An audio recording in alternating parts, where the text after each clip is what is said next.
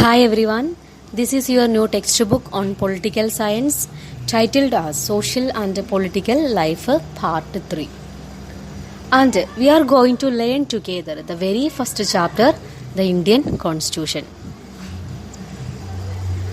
There are many games you have probably heard of or even played.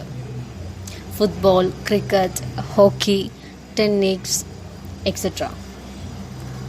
Take a football. Football is the game that involves the player's feet. According to the rules of football, if the ball touches the arm of any player except the goalkeeper, then this is considered as a foul. So, if the player intentionally touch the ball, then he will penalized with yellow card or a red card. Then they are not playing football anymore. And one more thing, this game is controlled by a referee. Similarly, other games like cricket, hockey, tennis also have rules according to which they are played. Each of these rules helps define the game and helps to distinguish one game to another. Cricket is different from football. Tennis is different from other games. Like all the games are different. These rules are fundamental to the game, means these rules are essential part of or important part of the game. So we can call them the constitutive rules of the game.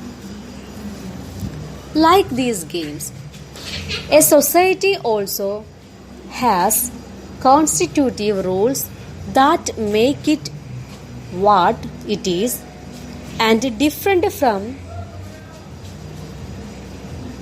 other kinds of societies.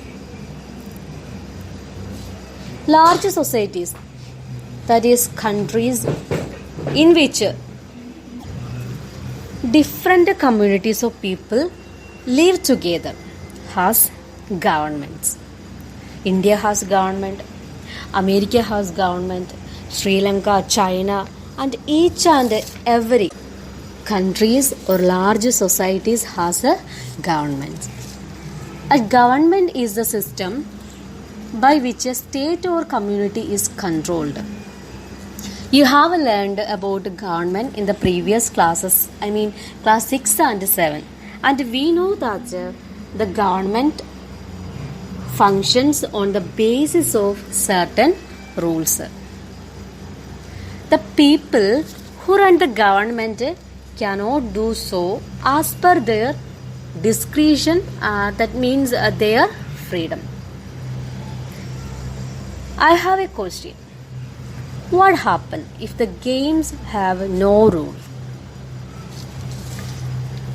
If games were played without rules, there are many chances of cheating. There will not be a fair judgment between the players. The game would not remain games. It will become worse, like a war, in which the contestants will try to win anyway with the unwanted means. Referee cannot stop this game. Similar like a game, if the society doesn't have rules, it could not operate properly. It will be very hard to govern. People may kill each other. A society without law and order could be very dangerous. Rights can easily be violated. So, certain rules and laws are required for the smooth functioning of society. This is where the Constitution is concerned. These rules are formulated through consensus. Consensus means a generally accepted opinion among a group of people,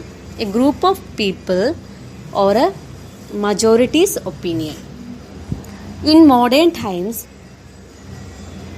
this consensus means majority's opinion, usually available in written form.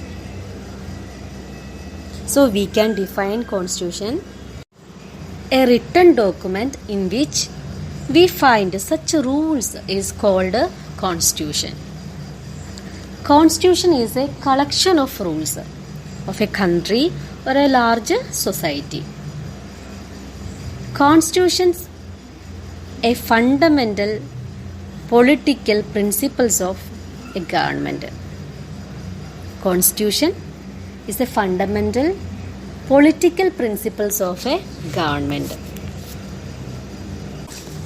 There are two types of constitution: written constitution and unwritten constitution. Written constitution is a formal document whose provisions are in a written form. For example, the Constitution of India, America, Australia, Brazil, France has a written constitution. Then, unwritten constitution. The constitution whose provisions are not present in written form is called unwritten constitution. Constitution of Britain, Israel, New Zealand, Saudi Arabia has unwritten constitution. Now you understand what is constitution and its types. Don't forget that every institutions like schools, banks, etc., and art forms, games, organizations, unions has its own rules and principles. This is the introductory part of your lesson. You have many questions here. Why we need a constitution? How the constitution got written? Who wrote it?